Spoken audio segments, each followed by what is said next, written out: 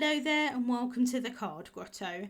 Back in the late summer of 2024, my good friend Bibi Cameron mentioned to me that she had developed some fun new watercolours with contact crafts, and did I want to try them out? Well, of course I said yes. I absolutely love them, so I created some samples for the release catalogue using the intense liquid colours as well as the new stamp sets that she's released as well. This video shares some of the techniques that I use to make my samples. I apologise that the video is so long, but I will have timestamps for each of the techniques in case you want to watch it in sections. So for my first technique, I'm sharing a watercolour blended background. I'm using the Bohemian Regals for this technique. This is how the paints arrive to you. They come in a really nice box. I'm probably going to keep mine in the box, but obviously you can remove them and store them in any which way you want to. I think I'm probably going to keep mine in the boxes just because they're quite easy to stack, and then also all of the sets are separate, the colour kind of sets as well. So this is what the liquid colours look like. They come in a plastic white bottle, and then when you remove the cap there will be a protective film over the top of that. You do just want to remove that before you use them. Obviously I've removed mine already, and then there is kind of like a little cap on the top which you can use as a dropper for the paints, which is really helpful. So these intense liquid colours are a translucent water-based paint, and as the name suggests, they are very intense and they work really beautifully with water. This is the Bohemian Regal set, and I really love the kind of muted tones. For all of my samples today, I'm using the Fabriano Artistico Extra White Hot Press watercolour paper. I found that this watercolour paper works really nicely with these paints for all of my techniques. So to get it off the block, I'm taking a palette knife and just running that around the outside edge so I can remove this piece of watercolour paper. I'm then going to cut that down to 4¼ inches by 5½ inches, and I can place it down onto some grid paper that I can place in my MISTI. I want to mask off the edges, so I'm taking some frog tape for delicate surfaces, and I'm going to mask around the outside edges to create the inside piece that I can do my watercolouring on. This tape, although it's for delicate surfaces, I do like to add it onto the sleeve of my hoodie first. That's going to pick up some of the fibres. It's not going to look very pretty at all, but it does help to make it so that the tape isn't so sticky. So I'm going to place this on the edge of my sheet of watercolour paper here, just lining it up as best as possible. And then I can press that down, and I've got a little bit of excess here, so I can just cut that down with some scissors.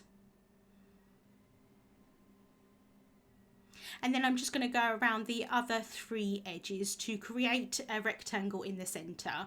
And then I'm adding an extra layer of the tape, which looks a little bit excessive, but I do just want to make sure that this is going to stick down really nicely onto that grid paper for when I do the stamping on top. So I can bring in my MISTI here, place the panel into that, making sure that it's on the bottom right hand corner. I do use the MISTI upside down, just so you're aware. I find it easier to use in this orientation than the way it's supposed to be used.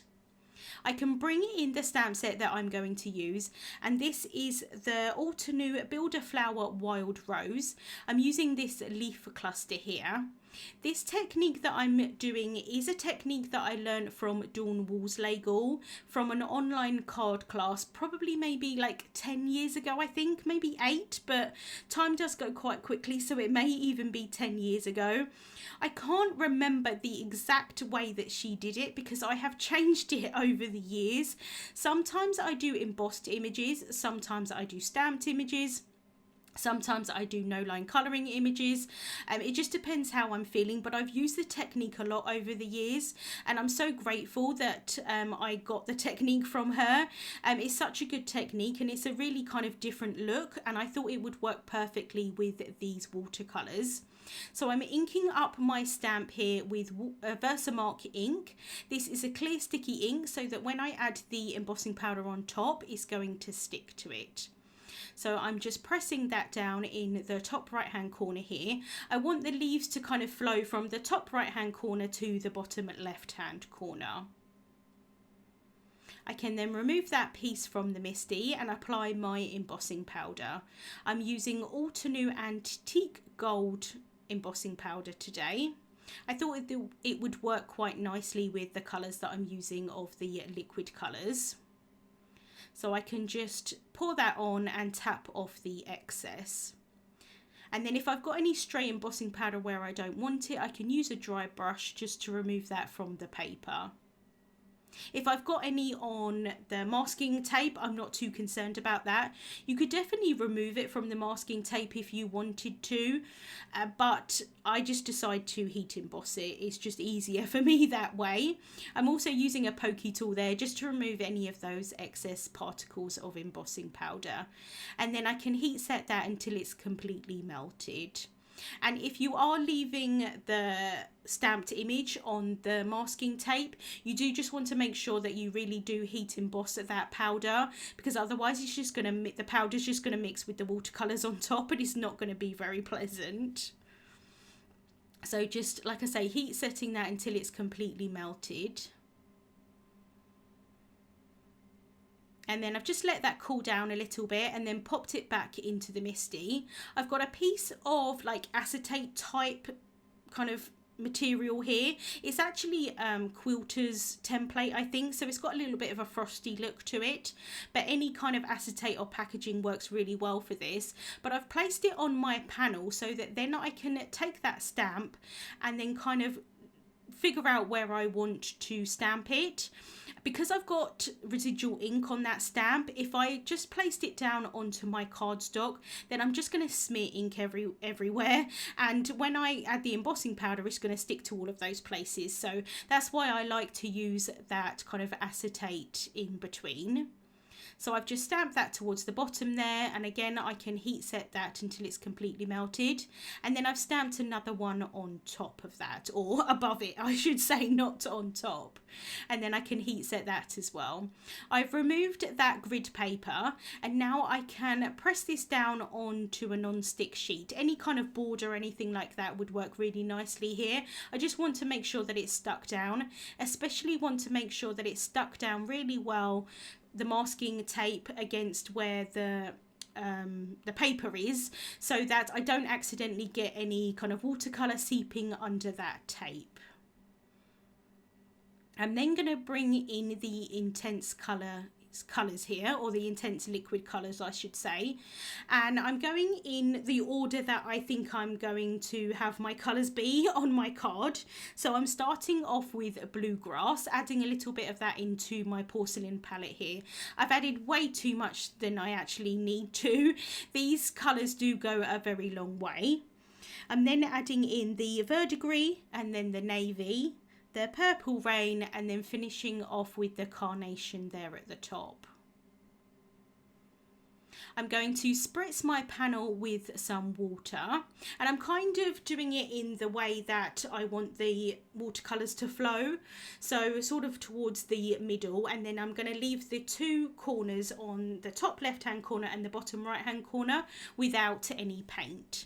So I've got a pot of water here and a paintbrush, and I'm just kind of slacking out that watercolour a little bit, making it a bit lighter so that I've got quite a lot of water in it to lighten it up, because I want to go in with quite a light layer to start with. So I'm kind of dabbing in this paint. Now, depending on how much water I've added onto the panel, it's going to move more than if I didn't add much in. I thought I added quite a lot with the spray bottle. I obviously didn't, because it's not really moving that much. So I'm kind of just dabbing it in the places where I want it. The idea of this technique is to focus most of the colour in the negative portion, so around the outside edges of the leaves, but I do still want some colour on the leaves, but I want it to be a bit lighter, and that's why I'm going in with this first layer of colour.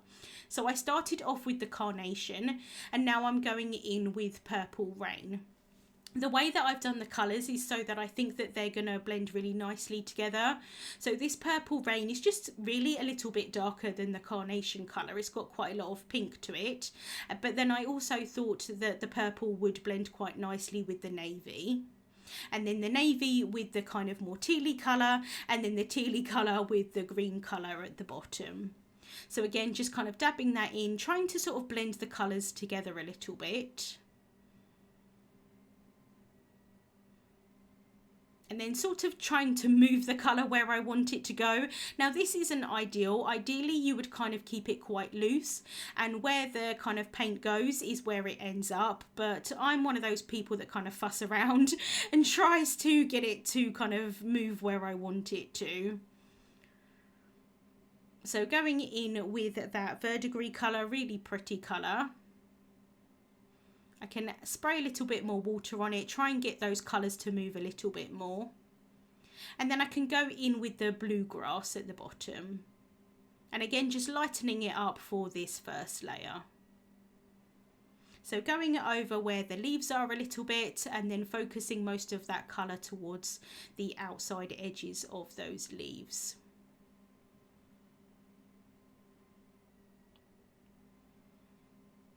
And then because I wanted to lighten up the leaves a little bit more, I'm grabbing some paper towel and I'm just going to dab off some of that excess colour on the leaves. Now these paints do stain quite a bit, so I'm not going to get a huge amount up, but I am going to get up kind of like the excess here, so that when it dries, it does dry a little bit lighter. So going over where the leaves are mainly, but a little bit on the outside edges as well. And then I realised at this point I did lose a lot of that navy in the centre, so I'm going to go back and just add a little bit more of that. But before I do that, I'm just kind of seeing if I can blend out those edges a little bit more with some just clean water. And it was successful in some places and not so successful in others. It depends how dry that paint is to how much you can kind of move it afterwards. So now I can go in with that navy and add a little bit of that in the centre.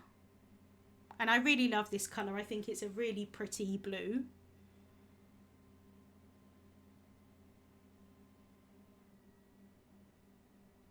And then adding a little bit of that onto the leaf as well. And then mixing that with that purple.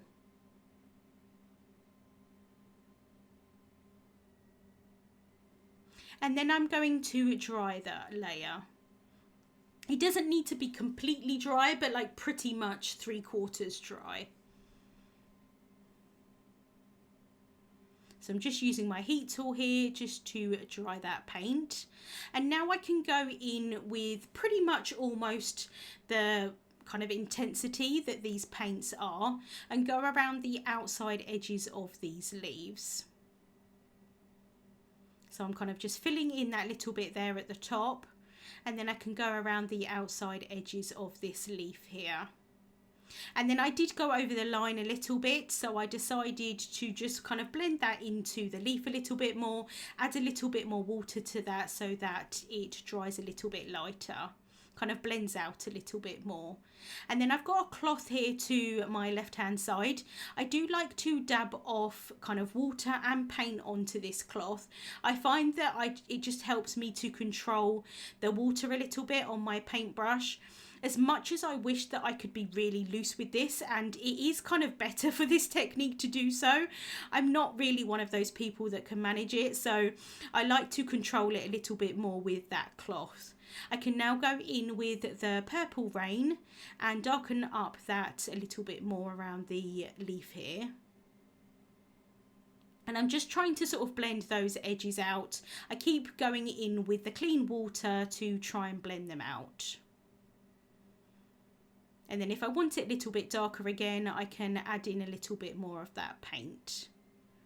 And now I can go in with the navy, and you can see this colour a little bit more compared to some of the others, how you kind of outline those leaves. I do think it looks really pretty. Like I said, I really love this technique and have used it a lot over the years. So I tend to focus most of the darker colour around sort of the really edges of the leaves, and then, like I say, blend it out a little bit. I am losing quite a lot of that teal shade. Initially I had a lot of the teal shade and not enough navy, and now I've lost a lot of the teal shade, so I am going to try and add a little bit more of that in. So here I can go in with that teal shade and go over some of the navy, and if it's dry it will kind of layer on top. If the navy is wet underneath, then it tends to sort of blend together. I accidentally went in with the navy there when I wanted to go in with that teal colour. So I'm just going back over that and then adding a little bit onto that leaf as well, because I thought it was a little bit too light.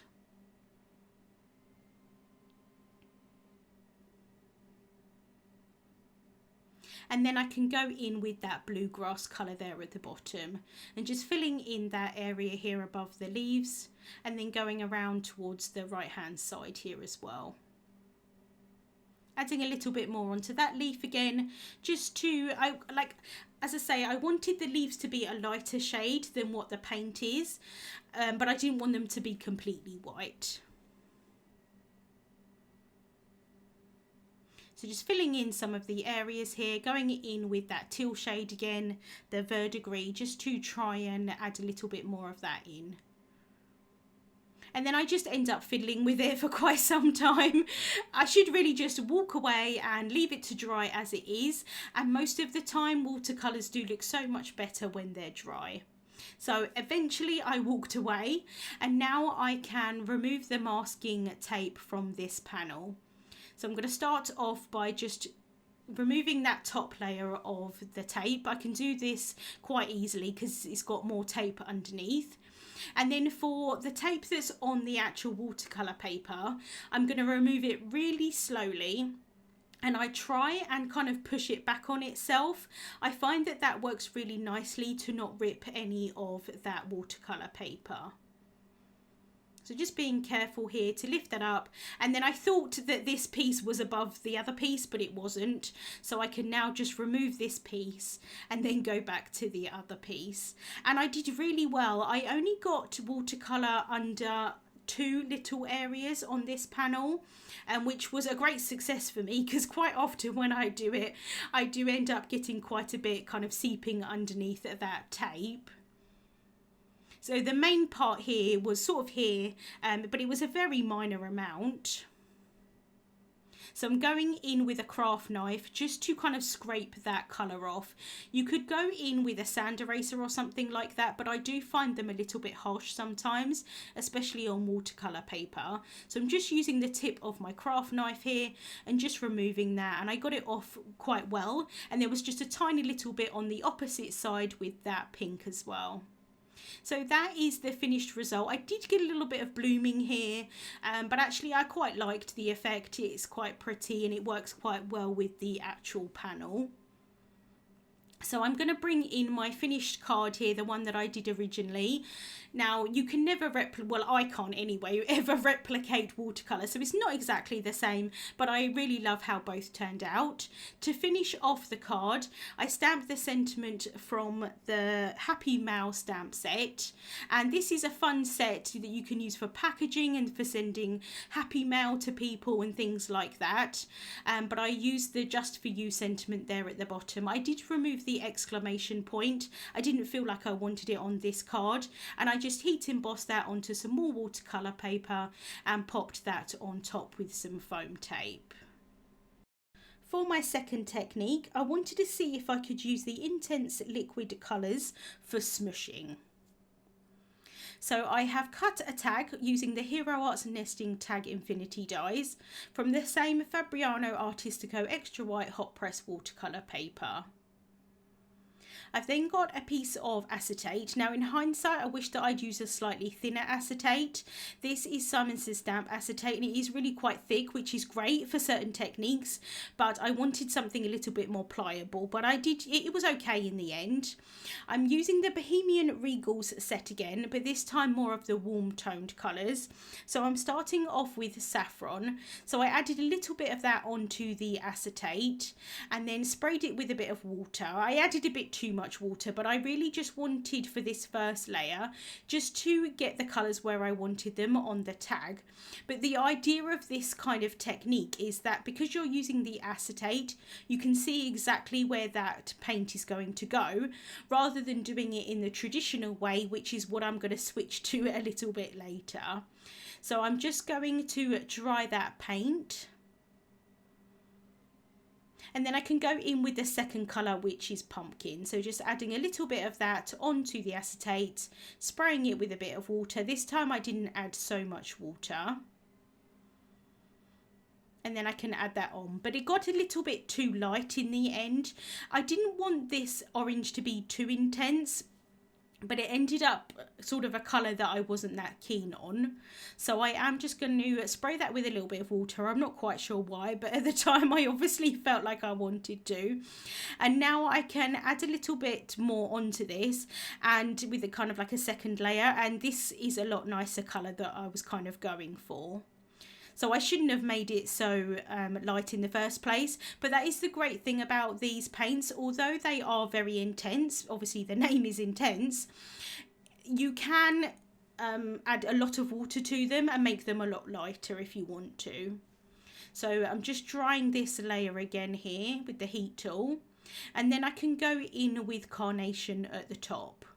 So just adding a small amount of that onto the acetate again, spraying it with a little bit of water. Pick up that acetate, turn it over, and then press that down onto the tag. And I'm just focusing this colour here towards the top. I thought it looked a little bit like a sunset or a sunrise doing it in this way. I really love these colours. They all blend really nicely together.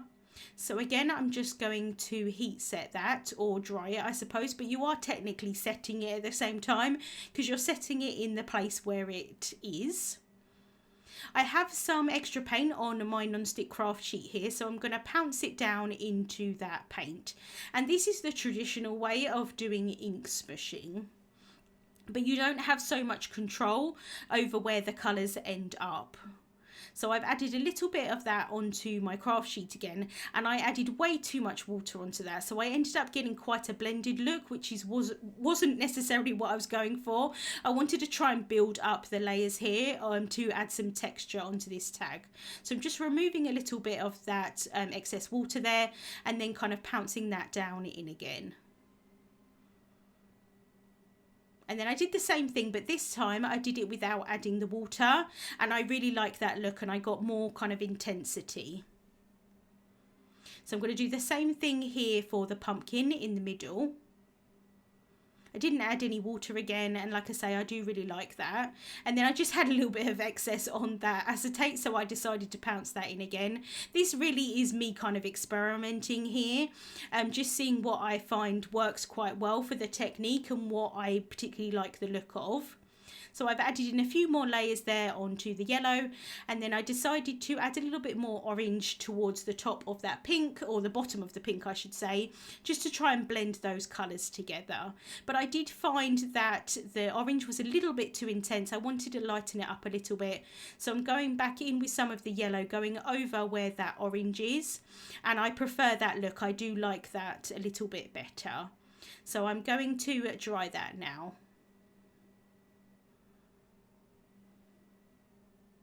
And you can go in with different layers, with water and things like that. You can add some metallics over the top, but I just kept it as is. This is the original tag that I created. I actually think I prefer the one I did like on screen now. It's got a little bit more texture to it. I did stamp the palm tree from the Hero Arts colour layering palm tree set, and I just wanted kind of like a silhouette, and like I say, I thought it looked a little bit like a sunset, so I thought a palm tree would work quite nicely. And then I stamped and heat embossed the sentiment from the Good Stuff Inside set, and I just used that hello part of that sentiment. For my third technique, I wanted to do somewhat of a traditional watercolour technique to colour in an image. So I'm using the Retro Brights collection here. You can see that it's kind of more of like a rainbow kind of colour palette. Really lovely colours. For the petals, I wanted to do something a little bit out of my comfort zone. I actually did a whole thing out of my comfort zone and use all of the colours from this set on one image, which is very much unlike me. But for the petals, I wanted to add kind of like 3 different colours in one petal. But what I wanted to do was have kind of like more of a pink tone rather than a red. And I'm using the yellow, the orange and the red. But like I said, I wanted the red to be more of a pink tone. So I'm going to kind of mix the colours together. So I'm going to create more of a sort of pinky, dark pinky purpley type colour. So I'm mixing the purple and the red together. And I got like a really nice deep kind of pinky colour. So I'm just adding a little bit more of that purple. And like I said, these are so intense that you don't really need much. You can kind of just add a tiny bit extra and that's just going to get it to the colour that you want. I have stamped and heat embossed the image here from the Altenew Peony and Lilac swag set. One of my favourite images. But obviously you can't see it on camera because it's heat embossed in white embossing powder onto white cardstock. This is the same Fabriano extra white hot press watercolour paper. And this is the card that I created, and you can see that kind of colour blend on those petals. I think I'm really happy with how it turned out. This definitely was an experiment for me. I wish in a way that I had filmed the original, because although I can manage to kind of recreate it here for you, I'm only managing to colour a couple of these petals, because I'm not going to lie, this image took me about 3 hours to colour. I'm just slow at watercolouring. It may not take that long for other people, but for me it seemed to take quite a long time. So I've added some water onto the petal first so I can do a wet on wet technique.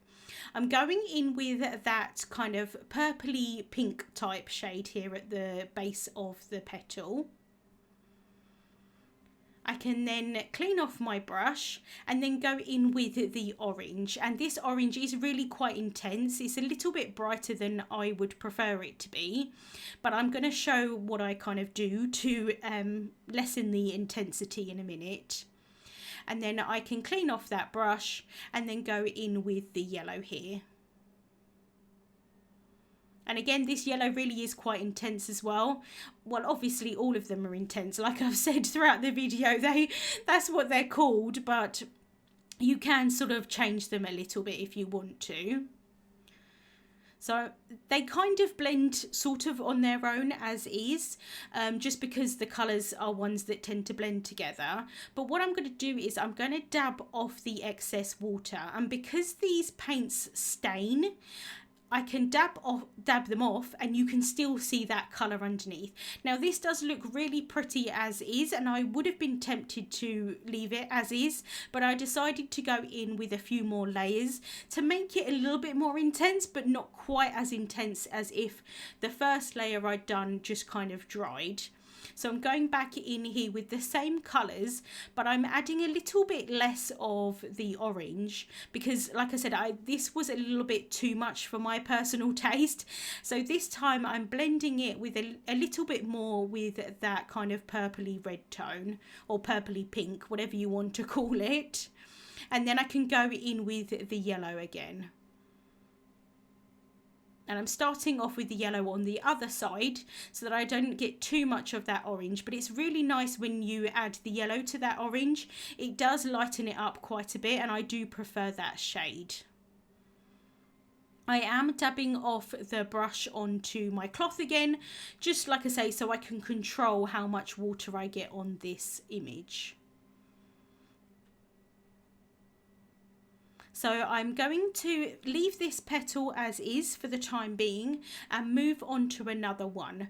Although this image is heat embossed, so technically the watercolour should stay inside of the embossed lines, I do still prefer to kind of miss a petal that's kind of next to the one that I've already coloured and then go back to the other ones once the other ones have dried. I hope that makes sense.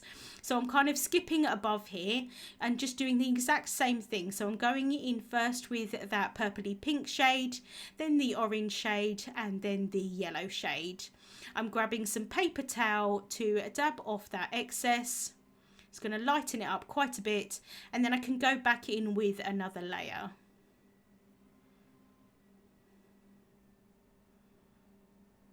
Adding in that orange there, and it, like I say, the second layer does tend to mix a little bit better.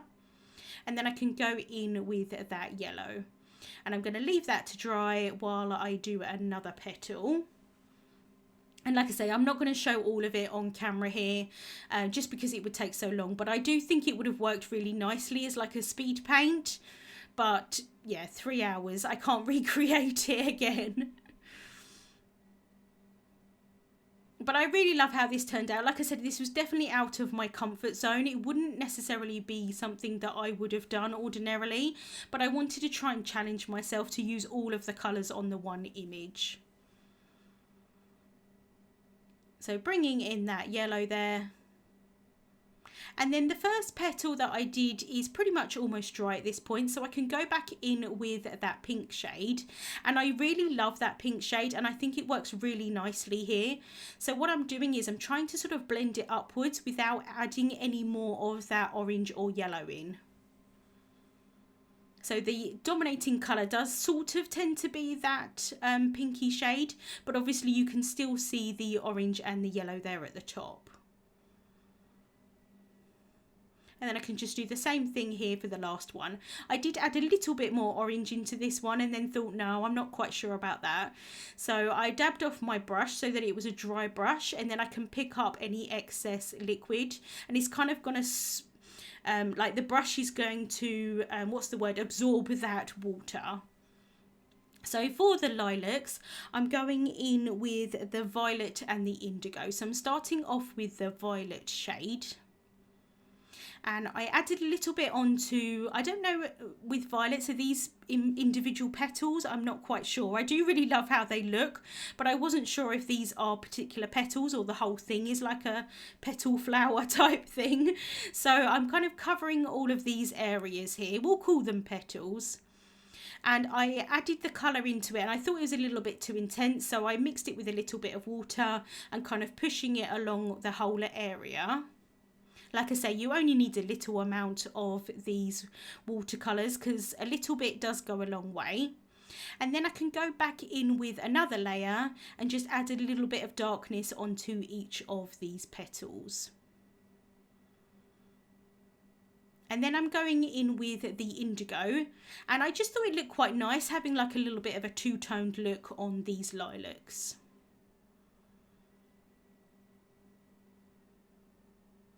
And then for the leaves, I wanted to do a little bit of mixing again with the watercolours.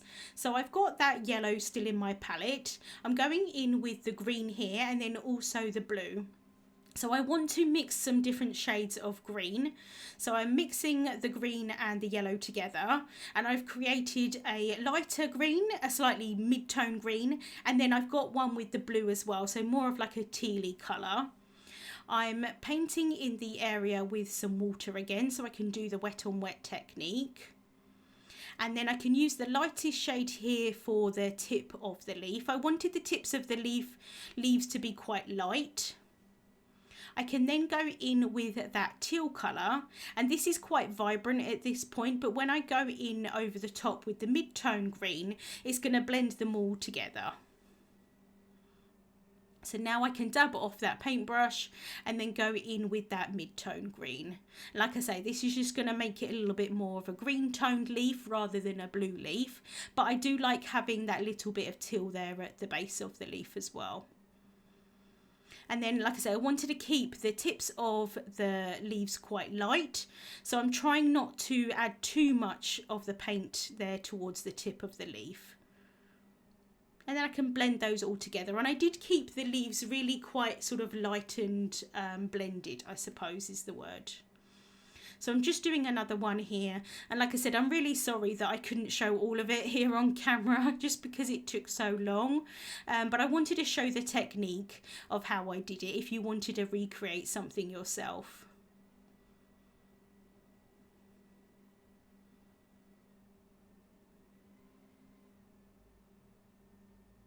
And so this is the finished card. I did cut out the image with the coordinating die, but I really love how that painting turned out. I'm quite proud of it in a way.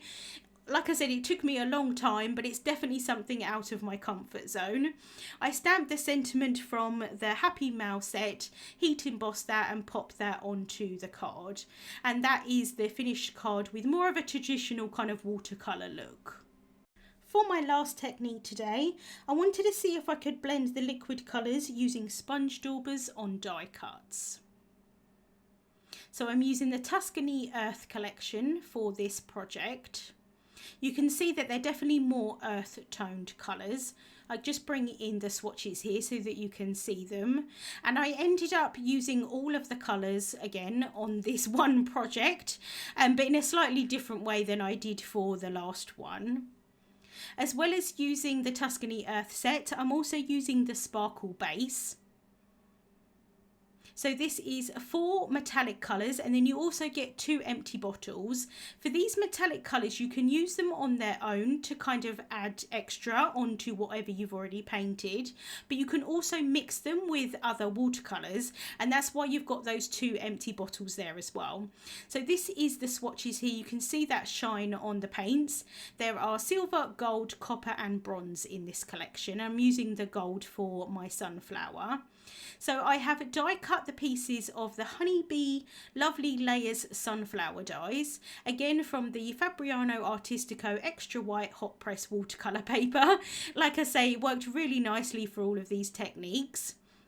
So I've got a non-stick craft sheet here, and I'm taking the Sunbeam colour to start with, and I'm using the Tim Holtz tiny blending tools. So these have got those sponge applicators, or the kind of foam applicators at the top, and I was so surprised how well this paint blended. Kind of like doing ink blending, but so much easier. They just go on so nicely. So especially this colour here just blended beautifully onto this watercolour paper. So I've already coloured in the first layer, but I wanted to add a little bit of kind of definition and make it a little bit darker towards the base of the petals. So I can go in now with the burnt orange colour. Sorry, I couldn't remember what it was called. The burnt orange colour, and I can add that more towards the base of these petals.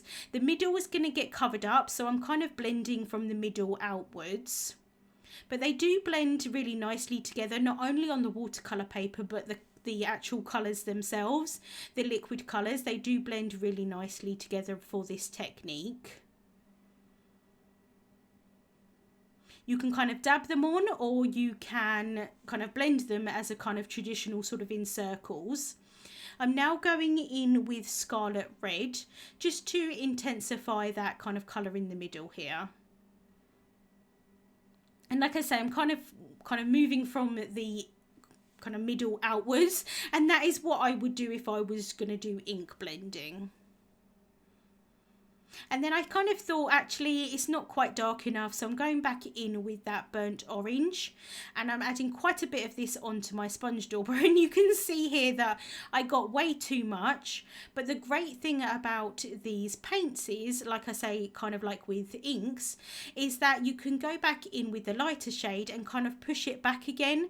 So I'm going in with that yellow and adding that on the top, and you can see that they're blending really nicely together. So I didn't end up losing any of that yellow around the outside edges. So going back in with that orange just to add a little bit more intensity. And then I can do the exact same thing for the other layers. And you can see how nicely this paint goes on. I don't know if it's just the watercolour paper that I used.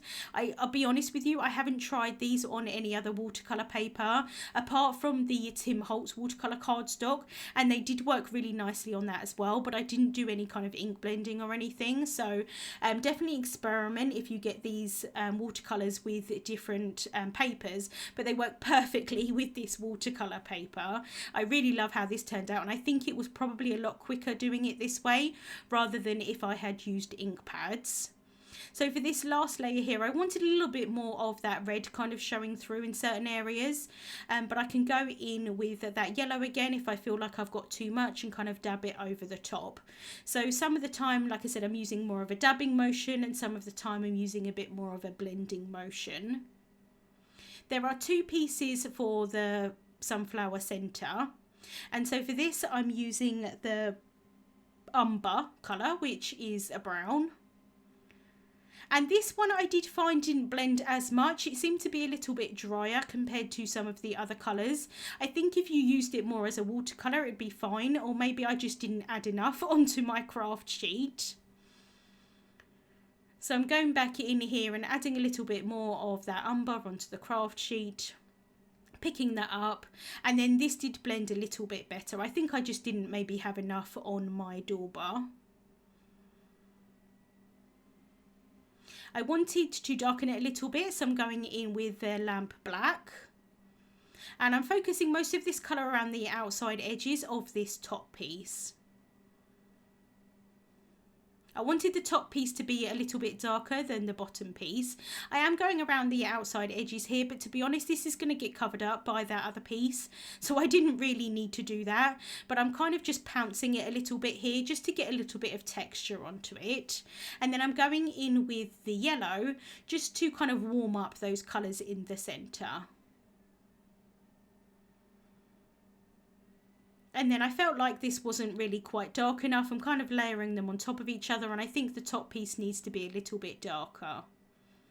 So I can go back in with that lamp black again, or the umber, and just go around the edges.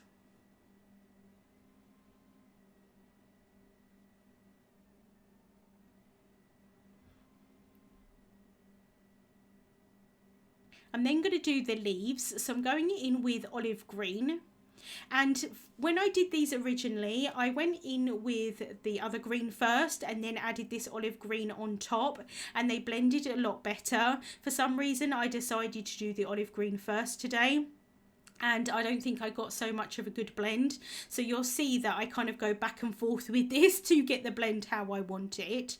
So I'm now going in with emerald, and this is quite a strong colour, but when I say a strong colour, it's kind of lighter than the olive in a way, but I do add quite a few layers of it to make it a little bit stronger, but it didn't blend so well doing it this way rather than the opposite way. So I'm just going in with that emerald just to try and blend it together.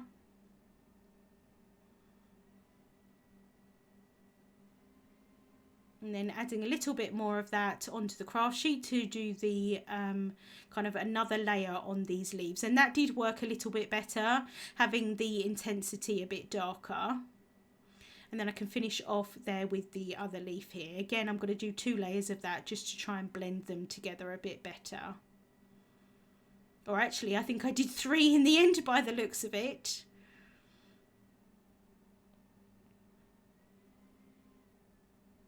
And then I'm going back in with that olive and then blending that onto the side here. And I do think that that works a lot better doing it this way than the other way. And then going back in just with that same Dauber or the blending tool and just kind of blending those 2 colours together. I can then go in with ocean blue, and this is a really bright colour, but it's absolutely beautiful. And I'm just going to add a little bit of this onto each of the leaves. So I'm going in with that blue there, and I'm using just the Dauber or the blending tool with the green on, and then blending that out, and you can see that they just blend so nicely together. I think all 3 of these shades work really nicely on these leaves. It's really nice having lots of different shades just on the leaf, gives it a little bit more interest. And then I decided, because I love that blue so much, that I would add a little bit more onto this leaf, and then I did set those aside to dry. I'm now going in with the gold sparkle base. You want to shake these really, really well. And then I'm adding a little bit of that onto a non-stick craft sheet, picking that up with a brush. And the great thing is for doing splatter, I don't need to add any water to this because it's already liquid. And then I can splatter that onto the flower centre. And I'm focusing most of this splatter onto the top piece, but I do just want some in the centre of this middle piece here as well. or the base layer I should say. And again, this paint dried really very quickly on top of the other paints, which was really nice. So I could work with it again quite quickly. I'm adding some thin foam tape onto the petals. And then I can layer those up on top of each other. So I'm just adding the foam tape onto the petals, and then I can remove the backings off of that foam tape with some tweezers. And then I'm going to add some liquid glue into the center. So the center is going to be kind of flat, and then the petals are going to be raised. So I'm just trying to see here if I can sort of find a place where I think they're going to line up quite easily. And I'm using those kind of cluster of 3 petals there in the bottom left-hand corner. So just kind of hovering it in place to start with, making sure that it's where I want it to be. And then once I'm happy, I can press that down. And I'm pressing it really well in the center.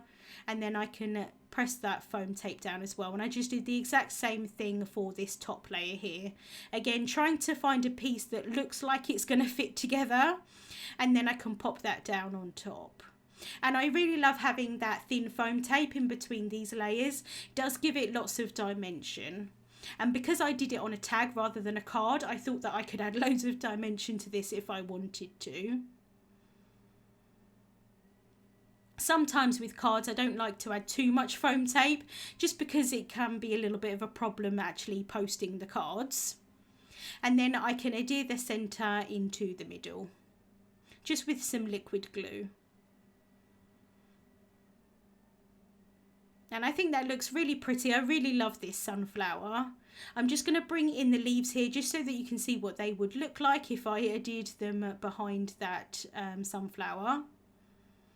I really love the different shades on those leaves. You do get quite a lot of the blue, but it does still kind of read as green, I think. And so this is the tag that I made originally. I did add a little bit more orange onto the petals, I think, but I actually really love how both of them turned out. I adhered that down onto a tag, and then for the sentiment on this set, I used the Happy Mail set again. Just heat emboss that into the center, and then adhered that down onto the tag that I cut using the Spellbinder's punch. So that was a look at the samples that I created using Bibi's Intense liquid colours. Links to the products that I used will be listed in the description bar on YouTube and also over on my blog. Thank you so much for watching, and I hope you have a wonderful day.